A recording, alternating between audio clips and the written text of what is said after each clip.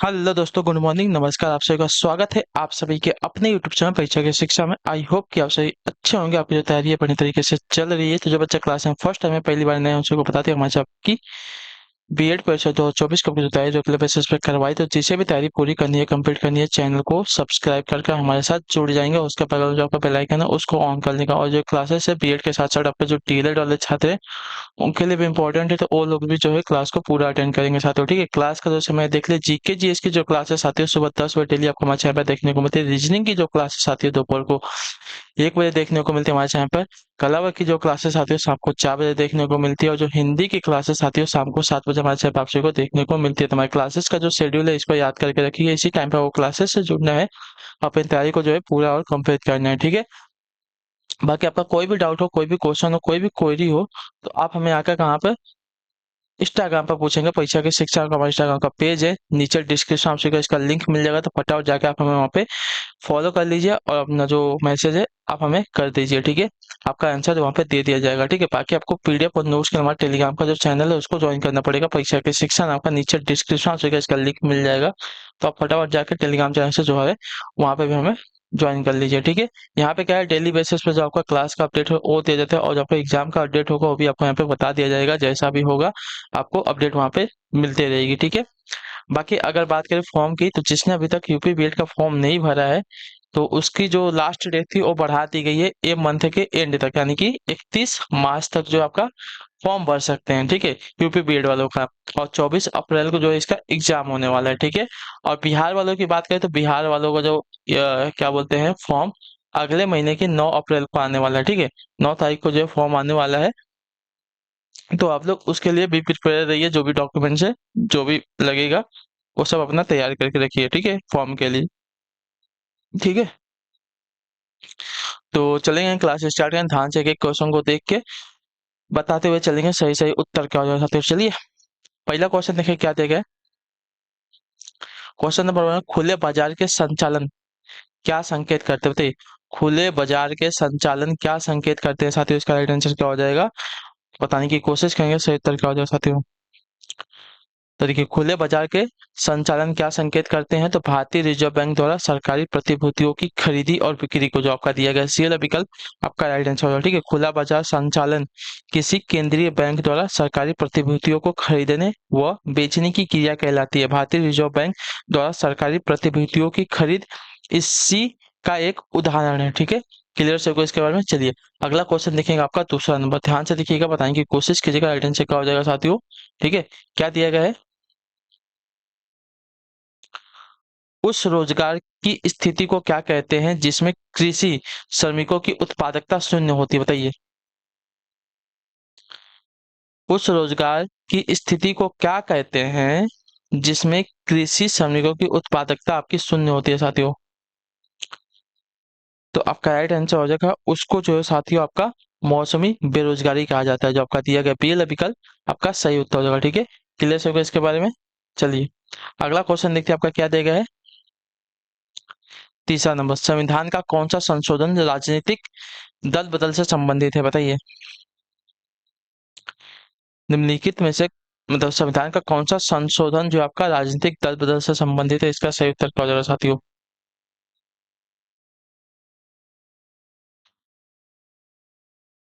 तो आपका सही उत्तर है साथियों 52वां संविधान संशोधन, जो आपका सी वाला विकल्प देगा आपका सही उत्तर। ठीक है, 1985 ईस्वी में 52वां संविधान संशोधन के अंतर्गत संसद या विधानमंडलों के उन सदस्यों को अयोग्य घोषित कर दिया जाएगा जो उस दल को छोड़ते हैं जिसके चुनाव चिन्ह पर उन्हें चुनाव जिसके चुनाव चिन्ह पर उन्होंने जो है चुनाव लड़ा था। ठीक है, इससे संबंधित प्रावधानों को जो है 10वीं अनुसूची में रखा गया है। ठीक है, क्लियर है इसके बारे में। चलिए, अगला क्वेश्चन देखा आपका चौथा नंबर, ध्यान से देखिएगा, उत्तर देने की कोशिश कीजिएगा। सही उत्तर निम्न में से कौन सा अभिलक्षण जो है भारतीय अर्थव्यवस्था से संबंधित नहीं है, बताइए। निम्नलिखित में से कौन सा अभिलक्षण जो है भारतीय अर्थव्यवस्था से संबंधित नहीं है, तो आपका जो दिया गया है यहाँ पे भारी उद्योग तथा मजदूरी के माल में संतुलन, जो आपका दिया गया यहाँ पे कौन सा सी वाला विकल्प आपका राइट आंसर हो जाएगा। ठीक है, क्लियर। भारतीय अर्थव्यवस्था की प्रमुख विशेषताएं हैं कृषि प्राथमिकता, पूंजी निर्माण की निम्न दर, जनसंख्या का दबाव, प्रति व्यक्ति निम्न आय तथा औद्योगिक पिछड़ापन। ठीक है, ये सभी क्या है, भारतीय अर्थव्यवस्था की प्रमुख विशेषताएं हैं।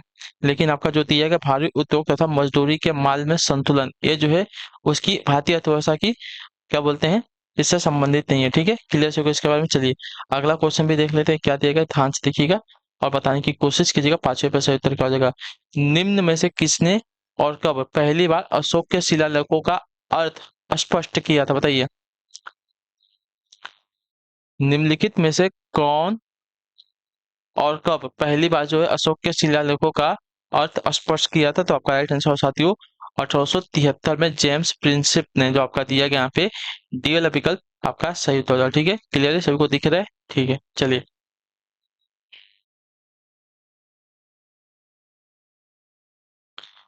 अगले क्वेश्चन में आपका देखें, छठा नंबर बताने की कोशिश कीजिएगा। राइट आंसर, संविधान सभा में यह किसने कहा था कि सरकारी नीति के निदेशक सिद्धांत किसी बैंक में दे उस चेक की तरह है जिसका भुगतान बैंक अपनी सुविधा अनुसार जो है करता है, बताइए। संविधान सभा में यह किसने कहा था कि सरकारी नीति के निदेशक सिद्धांत किसी बैंक में दे उस चेक की तरह है जिसका भुगतान बैंक अपनी सुविधा अनुसार करता है। यह किसने कहा था साथियों, यह कथन किसका है, तो आपका राइट आंसर होगा केटी शाह का कथन है। जो आपका ये वाला ऑप्शन दिएगा आपका यहाँ पे राइट आंसर हो जाएगा। ठीक है, क्लियर सभी को इसके बारे में। चलिए, केटी शाह ने कहा था कि संविधान सभा में आपका जो नीति निर्देशक सिद्धांत है कैसे हैं, तो किसी बैंक में दे उस चेक की तरह है जिसका भुगतान बैंक अपनी सुविधा अनुसार करता है। ठीक है, क्लियर होगा इसके बारे में। चलिए अगले क्वेश्चन बड़े आपका ध्यान से देखेंगे, क्या देगा बताने की कोशिश कीजिएगा। आपका 7वां नंबर क्वेश्चन, ठीक है, क्या देगा है? आमुक्त माल्यत किसका कार्य, बताइए। आमुक्त माल्यत किसका कार्य है, इसका राइट आंसर क्या हो जाएगा। आमुक्त माल्यत जो है किसका कार्य है, तो आमुक्त माल्यत जो कार्य साथियों कृष्ण देव राय का है। तो जो आपका पीला विकल्प देगा है आपका राइट आंसर हो जाएगा। ठीक है, क्लियर होगा इसके बारे में। चलिए आमुक्त माल्यत जो है कृष्ण देव राय का कार्य है। ठीक है, अगले क्वेश्चन पर आपको देखिए 8वां नंबर, ध्यान से देखिएगा, बताने की कोशिश कीजिएगा। राइट आंसर, भारत के संविधान में संघीय शब्द का प्रयोग कहाँ पर हुआ है, बताइए। भारत के संविधान में संघीय जो शब्द है इसका प्रयोग कहाँ पर हुआ है साथियों, इसका राइट आंसर क्या हो जाएगा। तो भारतीय संविधान में संघीय शब्द का जो प्रयोग है कहीं भी नहीं हुआ है। ठीक है, तो जो आपका दिया गया डी वाला विकल्प आपका राइट आंसर है। संविधान में भारत को जो है राज्यों का एक संघ यानी कि यूनियन वर्णित किया गया है, घोषित किया गया है। ठीक है, क्लियर है। अगला क्वेश्चन देखिए आपका 9वां नंबर प्रश्न, बताइएगा राइट आंसर क्या हो जाएगा। भक्ति प्रचारक शंकर देव ने निम्न प्रादेशिक भाषाओं में से किसका उपयोग करके लोकप्रिय बनाया था, बताइए। उसे लोकप्रिय बनाया था, इसका राइट आंसर क्या हो जाएगा, तो बताइए। भक्ति प्रचारक जो आपके शंकर देव हैं, निम्न में से निम्न प्रादेशिक भाषाओं में से किसका प्रयोग करके मतलब उपयोग करके उसे जो है लोकप्रिय बनाया था साथियों, तो आपका राइट आंसर यहाँ पे हो जाएगा असमिया भाषा को। जो आपका ये वाला विकल्प देगा आपका राइट आंसर हो जाएगा। ठीक है, क्लियर हो गया इसके बारे में। श्रीमंत शंकरदेव जो है 15वीं 16वीं शताब्दी में असम में वैष्णव मत के अनुयायी संत थे। उन्होंने जो है असम की जनता में धार्मिक तथा सांस्कृतिक प्रचार के लिए वहां की स्थानीय भाषा का प्रयोग किया था। ठीक है, क्लियर सबको इसके बारे में। चलिए अगला क्वेश्चन देख लेते हैं आपका 10वां नंबर प्रश्न, ध्यान से देखिएगा, उत्तर देने की कोशिश करें। निम्न में कौन जो है पंचायती राज से संबंधित, बताइए। निम्नलिखित में से कौन जो है पंचायती राज से संबंधित है, इसका राइट आंसर क्या हो जाएगा बताने की आप सब लोग कोशिश करेंगे। तो देखिए पंचायती राज से संबंधित आपका हो जाएगा बलवंत राय मेहता समिति। जो आपका सी वाला ऑप्शन दिया गया है आपका सही उत्तर हो जाएगा। ठीक है, क्लियर सबको इसके बारे में। पंचायती राज से संबंधित आपका बलवंत राय मेहता समिति है। ठीक है, क्लियर है, बलवंत राय मेहता समिति पंचायती राज से संबंधित है। इस समिति की सिफारिश पर ही जो है पंचायती राज में त्रिस्तरीय प्रणाली को जो है लागू की गई थी। ठीक है, अगले क्वेश्चन में आपको देखें 11 नंबर, क्या था मनसबदारी प्रणाली किसने आरंभ की थी, बताइए। मनसबदारी प्रणाली को जो है किसने आरंभ किया था, अकबर ने, शाहजहां ने, जहांगीर ने या बाबर ने, इसका राइट आंसर क्या होगा साथियों, बताइए। मनसबदारी प्रणाली को किसने आरंभ किया था, तो मनसबदारी प्रणाली को आरंभ करने वाले आपके मुगल बादशाह थे अकबर।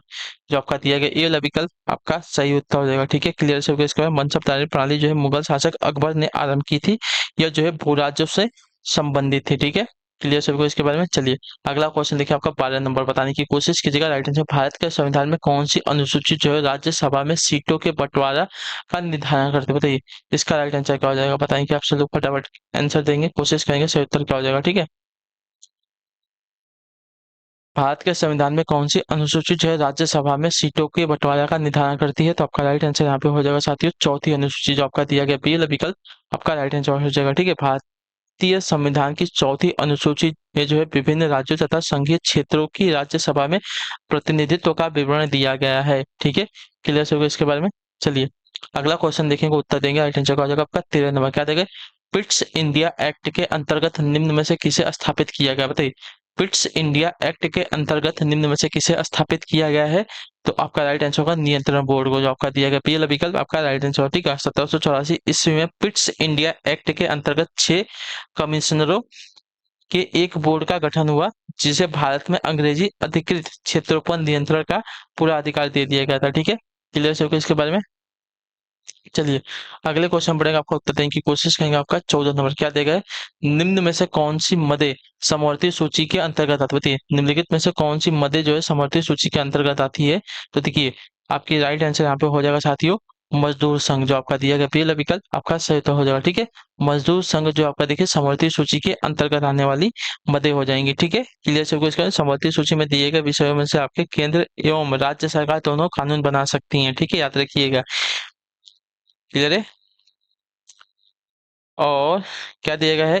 प्रारंभ में इसमें जो आपके 47 विषय थे, वर्तमान में इसमें अभी 52 हो गए हैं। ठीक है, इस सूची में कुछ महत्वपूर्ण विषय हैं, जैसे दंड विधि, विवाह व विवाह विच्छेद, वन, शिक्षा, नियोजन, मजदूर संघ, चिकित्सा, वित्तीय संपत्ति अर्जन व अधिग्रहण आदि सभी जो आपके देखिए किसमें आते हैं? समवर्ती सूची के अंतर्गत आते हैं। ठीक है, जिसके विषय में आपके केंद्र और राज्य दोनों सरकारें जो है आपका कानून बना सकती हैं। ठीक है, चलिए फिर अगला क्वेश्चन देखते हैं। आपका 15 नंबर बताइएगा, राइट आंसर क्या हो जाएगा? जब ग्रेनाइट की चट्टानों का कायांतरण होता है तो वे किस में परिवर्तित होते हैं? बताइए। जब ग्रेनाइट की चट्टानों का कायांतरण होता है तो वह किस में परिवर्तित होती हैं? तो वह परिवर्तित होती हैं साथियों आपकी नीस में, जो आपका दिया गया है सी वाला विकल्प आपका राइट आंसर। ग्रेनाइट एक आग्नेय चट्टान है, जब इसका कायांतरण होता है तो तो यह जो है नाइस में बदल जाती है। ठीक है, क्लियर होगा इसके बारे में। चलिए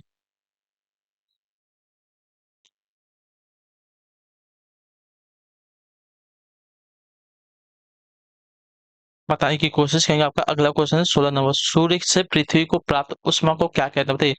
सूर्य से पृथ्वी को प्राप्त ऊष्मा को क्या कहते हैं? तो देखिए इसको जो है कहा जाता है साथियों आपका सौर विकिरण, जो आपका दिया गया यहाँ पे डी ऑप्शन आपका राइट आंसर हो जाएगा। ठीक है, क्लियर सभी को। सूर्य से प्राप्त पृथ्वी को जो ऊष्मा होती है उसको क्या कहते हैं? सौर विकिरण कहा जाता है। तो जो आपका दिया गया यहाँ पे कौन सा वाला?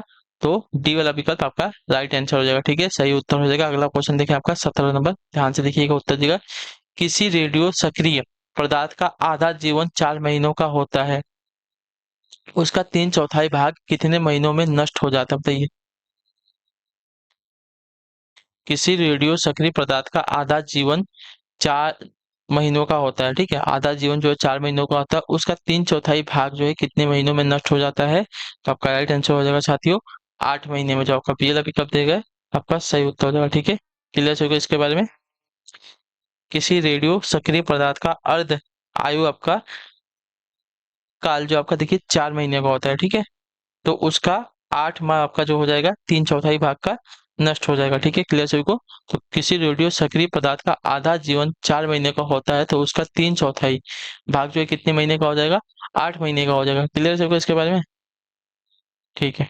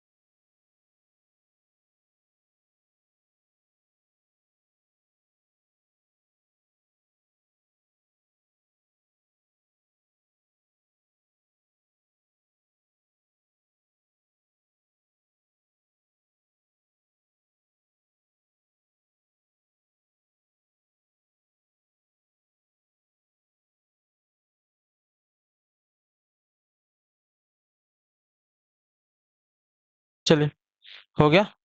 अगला क्वेश्चन देख लेते हैं आपका क्या दिया गया है, ध्यान से देखिएगा, बताइएगा आपका 18 नंबर क्या दिया गया है। निम्न में से कौन सा उद्योग जो है कच्चे माल पर आश्रित उद्योग है? बताइए, निम्न में से कौन सा उद्योग जो है कच्चे माल पर आश्रित उद्योग है? इसका राइट आंसर क्या हो जाएगा? तो इसका राइट आंसर आपका हो जाएगा साथियों चीनी उद्योग। जो आपका बेला विकल्प देगा आपका राइट आंसर हो जाएगा, ठीक है। चीनी उद्योग जो है पूर्णतः कच्चे माल पर आश्रित है, चूंकि चीनी जो है गन्ने के रस से प्राप्त की जाती है, अतः चीनी उद्योग जो है ऐसे क्षेत्र में स्थापित किए जाते हैं जहां पर्याप्त मात्रा में गन्ने की खेती की जाती है, ठीक है। क्लियर सभी को इसके बारे में? तो आपका गन्ना क्या हो जाएगा? आपका कच्चा माल हो जाएगा, ठीक है। तो कौन सा उद्योग जो है कच्चे माल पर आश्रित उद्योग होता है? आपका चीनी उद्योग, ठीक है। क्लियर सभी को इसके बारे में? चलिए अगला क्वेश्चन देखें आपका क्या देगा, बताने की कोशिश कीजिएगा। 20 नंबर है, बताइएगा, ठीक है। ऊन का सबसे ज्यादा उत्पादन करने वाला देश कौन सा है? बताइए, ऊन का सबसे ज्यादा उत्पादन करने वाला देश कौन सा होता है? तो ऊन का सबसे ज्यादा उत्पादन करने वाला देश आपका जो होता है साथियों, एक मिनट, हाँ, ऊन का सबसे ज्यादा उत्पादन करने वाला देश आपका ऑस्ट्रेलिया देश है, जो आपका दिया गया यहाँ पे सी वाला विकल्प आपका राइट आंसर हो जाएगा, ठीक है। क्लियर हो गया इसके बारे में? चलिए, यहाँ अधिकतर जो है मेरिनो भेड़ से जो है ऊन प्राप्त किया जाता है, मेरिनो भेड़ से, ठीक है।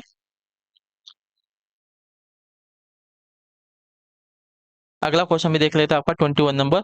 वह गुण कौन सा है जो प्रकाश तरंग में दिखता है पर ध्वनि तरंग में नहीं? बताइए, वह गुण कौन सा है जो प्रकाश तरंग में दिखता है लेकिन ध्वनि तरंग में नहीं दिखता है? तो वह गुण आपका कौन सा है? तो वह गुण जो है आपका साथियों है ध्रुवण। जो आपका दिया गया यहाँ पे डी वाला विकल्प आपका राइट आंसर हो जाएगा, ठीक है।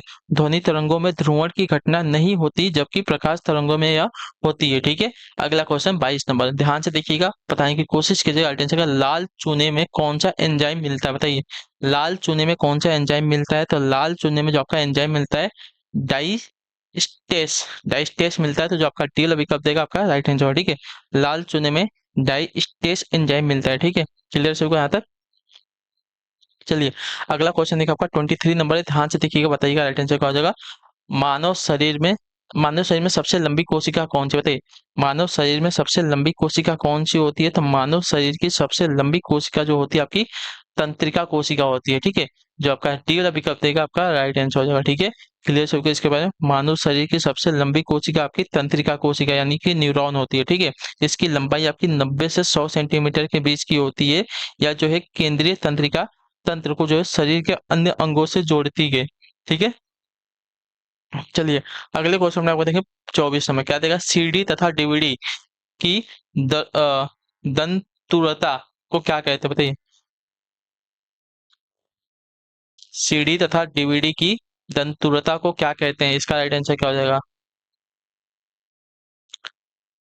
तो इसकी दंतुरता को आपका कहा जाता है साथियों गर्त। जो आपका बी विकल्प देगा आपका राइट आंसर होगा, ठीक है। सीडी तथा डीवीडी की दंतुरता को जो आपका गर्त कहते हैं, ठीक है। अगले क्वेश्चन में आपको देखें 25 नंबर, ध्यान से देखिएगा, बताइएगा पौधे के किस भाग को जो है केसर के रूप में प्रयोग किया जाता है? बताइए, पौधे के किस भाग को जो है केसर के रूप में प्रयोग किया जाता है? तो आपका राइट आंसर हो जाएगा यहाँ पे वर्तिका तथा वर्तिकाग्र को, जो आपका दिया गया यहाँ पे टी ऑप्शन आपका यहाँ पे सही उत्तर हो जाएगा, ठीक है। क्लियर हो गया इसके बारे में? क्लियर है, केसर पौधे का वर्तिका तथा वर्तिकाग्र से जो है प्राप्त किया जाता है। ये पौधे के मादा जननांग होते हैं, ठीक है, जननांग होते हैं। तो जो आपका दिया गया यहाँ पे कौन सा डी वाला विकल्प आपका राइट आंसर है, ठीक है। अगला क्वेश्चन देखिए आपका 26 नंबर। वे कर्मदेश जो किसी चक्रिका को संक्रमण से बचाते हैं क्या कहते हैं? वे कर्मादेश, ठीक है, वे कर्मादेश जो किसी चक्रिका को संक्रमण से बचाते हैं क्या कहलाते हैं? तो वे आपके कहलाते हैं साथियों निर्वाचक। जो आपका ये वाला विकल्प देगा आपका राइट आंसर हो जाएगा, ठीक है। वे कर्मागत जो किसी चक्रिका को संक्रमण से बचाते हैं वे आपके कहलाते हैं निर्वाचक। तो आपका जो दिया गया यहाँ पे ये वाला विकल्प आपका राइट आंसर, ठीक है। क्लियर हो गया इसके बारे में? अगला क्वेश्चन देखिए आपका क्या देगा 27 नंबर। ग्रेव का रोग किस कारण से होता है? बताइए, ग्रेव का जो रोग है किस कारण से होता है? तो ग्रेव का जो रोग होता है साथियों यहाँ पे होता है थायराइड की अति सक्रियता के कारण। जो आपका दिया गया यहाँ पे पहला विकल्प आपका राइट आंसर, ग्रेव का जो रोग है आपका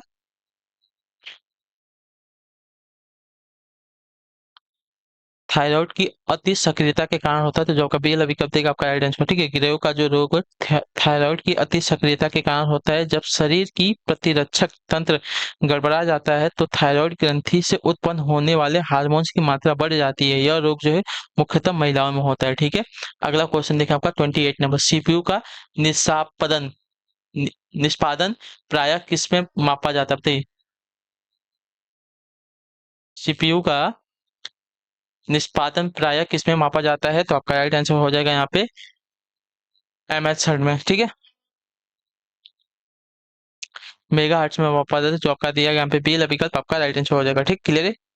सीपीयू का निष्पादन प्रायः जो आपका मेगा हर्ट्ज में मापा जाता है, तो जो आपका बी वाला विकल्प देगा आपका सही उत्तर हो जाएगा। ठीक है, क्लियर है। अगला क्वेश्चन देगा आपका 29 नंबर। क्या देगा, निम्न में से किसको जो है हृदय का प्रारंभिक पेस मेकर कहा जाता है, बताइए। निम्न में से किसको जो है हृदय का प्रारंभिक पेस मेकर कहा जाता है, तो आपका राइट आंसर यहाँ पे हो जाएगा एस ए नोड को, जो आपका दिया गया यहाँ पे ए वाला विकल्प आपका राइट आंसर है। ठीक है, सीरा आलिंद गांठ यानी कि ऐसे नोड को जो है आपका हृदय का प्रारंभिक पेसमेकर कहा जाता है। यह जो है कोशिकाओं का एक समूह होता है। ठीक है, क्लियर हो गया इसके बारे में। अगला क्वेश्चन 30 नंबर है। दाहक सोदा कैसे होता है, बताइए। दाहक सोदा कैसा होता है, तो दाहक सोदा की अगर बात की जाएगी तो दाहक सोदा जो आपका होता है प्रस्वेदी होता है। प्रस्वेदी, तो जो आपका पहला विकल्प देगा आपका सही उत्तर देगा। ठीक है, क्लियर हो गया इसके बारे में। दाहक सोडा या सोडियम हाइड्रोक्साइड एक सफेद रंग का लवण है। यह जो है प्रस्वेदी प्रकृति का होता है और हवा में उपस्थिति नमी और कार्बन डाइऑक्साइड को यह सोख लेता है। ठीक है, हवा में जो उपस्थित आपका कौन कार्बन डाई ऑक्साइड को जो है यह सोख लेता है। ठीक है, नमी को और कार्बन हाई ऑक्साइड को। ठीक है, कार्बन हाई ऑक्साइड को जो है सोख लेता है। चलिए अगला क्वेश्चन देखिए आपका 31 नंबर। जंतु परागकण का आशय क्या बताइए। जंतु परागकण का आशय क्या होता है, देखिए जंतु परागकण के आशय की अगर बात की जाएगी साथियों, तो जंतु परागकण का आशय होता है जंतुक द्वारा परागकण, जो आपका दिया गया यहाँ पे डी वाला विकल्प आपका राइट आंसर हो जाएगा। ठीक है, क्लियर हो गया इसके बारे में। जंतु परागण का आशय है कि जंतुक द्वारा परागकण। ठीक है, विश्व में लगभग 500 ऐसी पादप प्रजातियां हैं जो परागण के लिए चमगादड़ पर निर्भर करती हैं। ठीक है, इस तरह की परागण क्रिया जो है अधिकतर घास भूमि मरुस्थल और सवाना प्रदेशों में जो है पाई जाती है। ठीक है, चलिए अगला क्वेश्चन देखिए आपका 32 नंबर। ध्यान से देखिएगा, बताइएगा राइट आंसर का। निम्न में से कौन सा एक ठोस स्नेहक है, बताइए। निम्न में से कौन सा एक आपका ठोस स्नेहक है, तो ठोस स्नेहक जो आपका दिया है यहाँ पे ग्रेफाइड होता है, जो आपका डी वाला विकल्प देगा आपका राइट आंसर हो जाएगा। ठीक है, क्लियर हो गया इसके बारे में। चलिए, ग्रेफाइट जो आपका कार्बन का एक अपरूप होता है, ये बात भी याद रखिएगा आप सभी लोग। ठीक है, और स्नेहक के रूप में इसका जो है प्रयोग उच्च ताप पर चलने वाली मशीनों में किया जाता है, क्योंकि उच्च ताप पर तेल जो है स्नेहक जलने लगते हैं। ठीक है, चलिए अगला क्वेश्चन देखते हैं आपका 33 नंबर। क्या देगा, ध्यान से देखिएगा।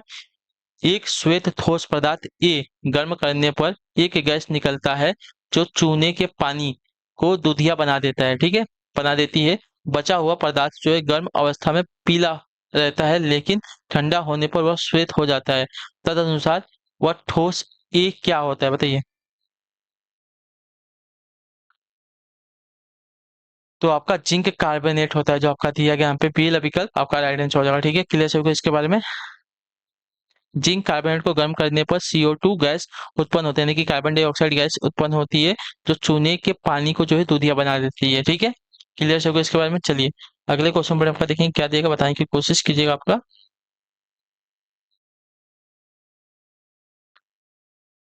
अगला क्वेश्चन 34 नंबर। ठीक है, अम्लीय वर्षा में क्या होता है साथियों, जिसमें जिससे वनस्पतियां नष्ट हो जाती है, बताइए। अम्लीय वर्षा में क्या होता है जिससे वनस्पतियां आपकी नष्ट हो जाती हैं, तो अम्लीय वर्षा में आपका होता है साथियों यहाँ पे सल्फ्यूरिक अम्ल, जो आपका दिया गया यहाँ पे डी वाला विकल्प आपका है। सल्फ्यूरिक एसिड होता है अम्लीय वर्षा में, जिससे वनस्पतियां क्या होती है, नष्ट हो जाती हैं। ठीक है, क्लियर हो गया इसके बारे में। तो डी वाला विकल्प आपका यहाँ पे राइट आंसर हो जाएगा। अगले क्वेश्चन में आप देखेंगे 35 नंबर। क्या दिया गया है, निम्न में से अफ्रीका का कौन सा एक देश जो आपका OPEC का सदस्य नहीं, बताइए। निम्न में से अफ्रीका का कौन सा एक देश जो आपका OPEC का सदस्य नहीं है, तो आपका राइट आंसर यहाँ पे हो जाएगा साथियों दक्षिण अफ्रीका, जो आपका दिया गया यहाँ पे डी वाला विकल्प आपका राइट आंसर हो जाएगा। ठीक है, ओपेक जो आपका तेल निर्यातक तेल निर्यातक देशों का एक संगठन है जिसकी स्थापना आपके सितंबर 1960 में हुई थी। वर्तमान में इसके 12 सदस्य हैं जिसमें आपका दक्षिण अफ्रीका नहीं है। ठीक है, इसका मुख्यालय आपका वियना ऑस्ट्रिया में है। ठीक है, क्लियर है सबको इसके बारे में। चलिए अगले क्वेश्चन पर आप देखें क्या दिया गया है। 36 नंबर, पानी से लोहा तथा मैग्नीशियम किस प्रक्रिया से हटाया जा सकता है? पानी से लोहा तथा मैग्नीशियम, मैग्नीज जो है पानी से लोहा तथा मैग्नीज किस प्रक्रिया द्वारा हटाए जा सकते हैं? तो आपका राइट आंसर हो जाएगा यहाँ पे कैलोरीनीकरण के द्वारा, जो आपका दिया गया यहाँ पे बी वाला विकल्प आपका राइट आंसर होगा। ठीक है, क्लियर से को पानी से पानी में से लोहा तथा मैग्नीज क्लोरीनीकरण द्वारा हटाए जाते हैं। ठीक है, क्लोरीनीकरण द्वारा लोहे फेरिक हाइड्रोक्साइड में तथा मैग्नीज जो आपका मैग्नीज डाइऑक्साइड में बदल जाते हैं, बदल कर जो है निष्पक्ष रूप में अलग हो जाते हैं, जिन्हें आपका फिल्टर करके निकाला जाता है। ठीक है, क्लियर से को इसके बारे में। पानी में से लोहा तथा मैग्नीज जो आपका क्लोरीनीकरण प्रक्रिया द्वारा आपका हटाए जाते हैं। ठीक है, अगला क्वेश्चन देखो आपका 37 नंबर, ध्यान से देखिएगा। निम्न में से कौन सा राष्ट्रीय उद्यान अरण्य राजस्थान में नहीं है? बताइए, निम्न में से कौन सा राष्ट्रीय उद्यान अरण्य जो आपका राजस्थान में नहीं है? तो आपका जो दिया गया यहाँ पे राजा जी राष्ट्रीय उद्यान जो आपका है राजस्थान में नहीं है। क्लियर होगा इसके बारे में। राजा जी राष्ट्रीय उद्यान आपका उत्तराखंड की शिवालिक श्रेणियों में है। ठीक है, क्लियर है।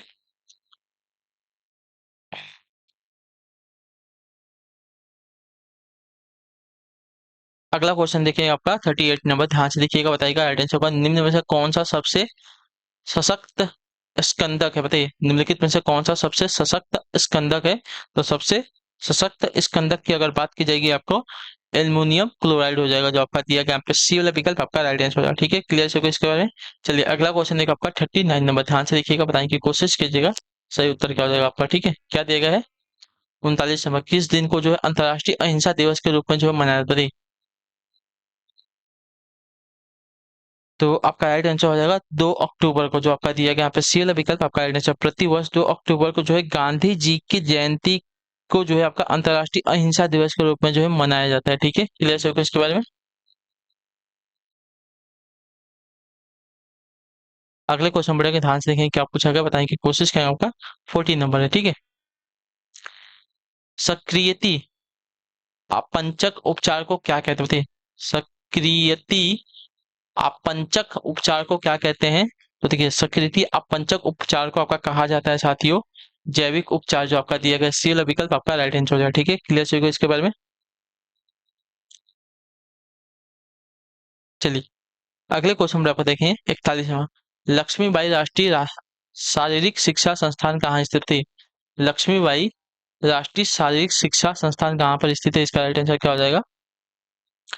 तो देखिए, यह जो आपका स्थित है साथी हो कहाँ पर, तो आपका राइट आंसर हो जाएगा ग्वालियर में, जो आपका दिया गया सी वाला विकल्प आपका राइट आंसर हो जाएगा। ठीक है, क्लियर है।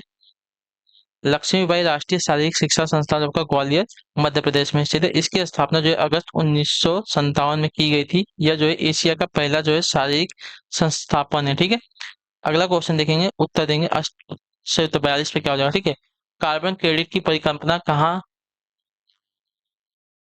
उद्भूत हुई थी? बताइए, कहते हैं कार्बन क्रेडिट की परिकल्पना जो है कहाँ पर उद्भूत हुई थी साथियों? इसका राइट आंसर क्या हो जाएगा?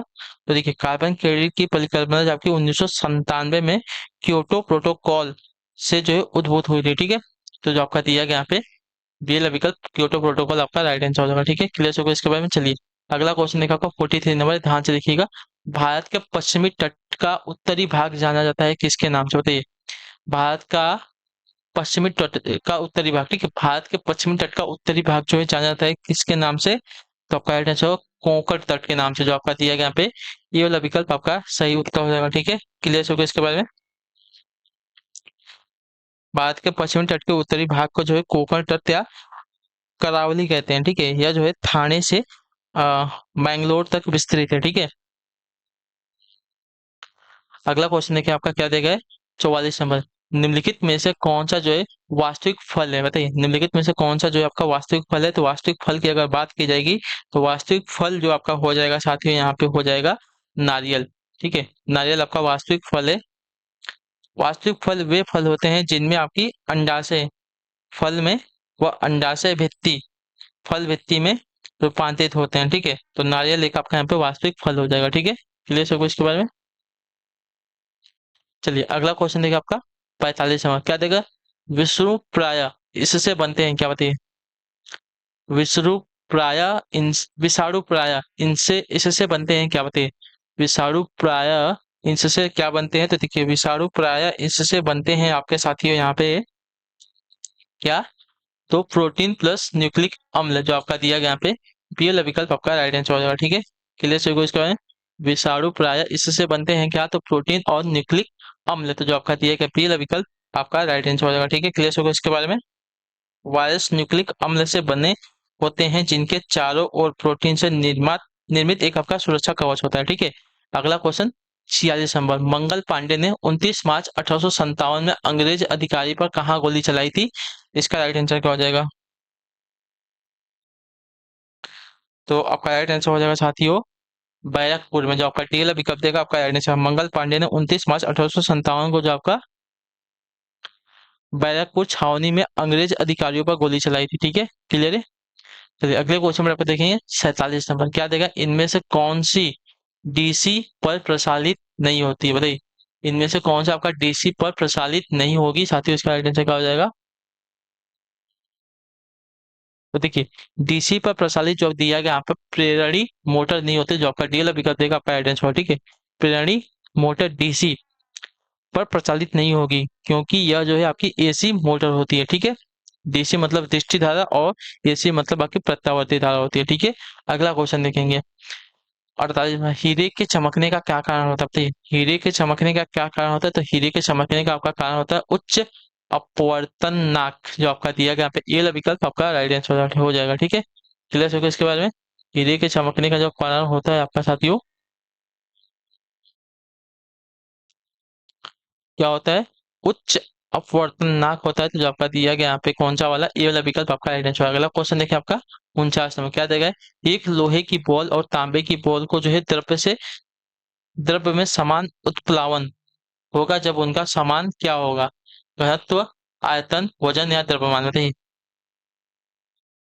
एक लोहे की बॉल और तांबे की बॉल का जो द्रव्य में समान उत्प्लावन होगा जब उनका रिक्त स्थान समान होगा, क्या। तो आपका राइट आंसर यहाँ पे हो जाएगा साथियों घनत्व, जो आपका दिया गया यहाँ पे ये वाला विकल्प घनत्व नहीं आयतन, ठीक है। आयतन उनका समान होगा तब, ठीक है। जो आपका पहला विकल्प देगा आपका सही उत्तर हो जाएगा, ठीक है। एक लोहे की बॉल और तांबे की बॉल का द्रव्य में समान उत्प्लावन होगा जब उनका आयतन क्या होगा, समान होगा, ठीक है। अगला और आखिरी क्वेश्चन ध्यान से देखिएगा। ईडन गार्डन स्टेडियम कहाँ पर स्थित है, इसका आइडेंटिटी क्या हो जाएगा। मुंबई में है, अहमदाबाद में, कानपुर में, कोलकाता में, तो देखिए ईडन गार्डन स्टेडियम की बात करिए आपका कोलकाता में स्थित, जो आपका दिया गया डी वाला विकल्प आपका आइडेंटिटी हो जाएगा, ठीक है। क्लियर हो इसके बारे में। ठीक है चलिए, तो इसी के साथ जो आपकी क्लास है साथियों आज की यहीं पे कंप्लीट होती है। आई होप कि आपको क्लास अच्छी लगे, चाहिए क्लास को लाइक करिए, चैनल पर तो चैनल को सब्सक्राइब, और हमें जो है कमेंट में अपनी राय क्लास के बारे में जरूर देंगे। आपको क्लास कैसी लगे, तो हम आपसे मिलते हैं आपकी अगली क्लास है। तब तक के लिए टाटा बाय बाय, जय हिंद जय भारत। आपसे क्लास से जुड़ने के लिए बहुत बहुत ही धन्यवाद साथियों।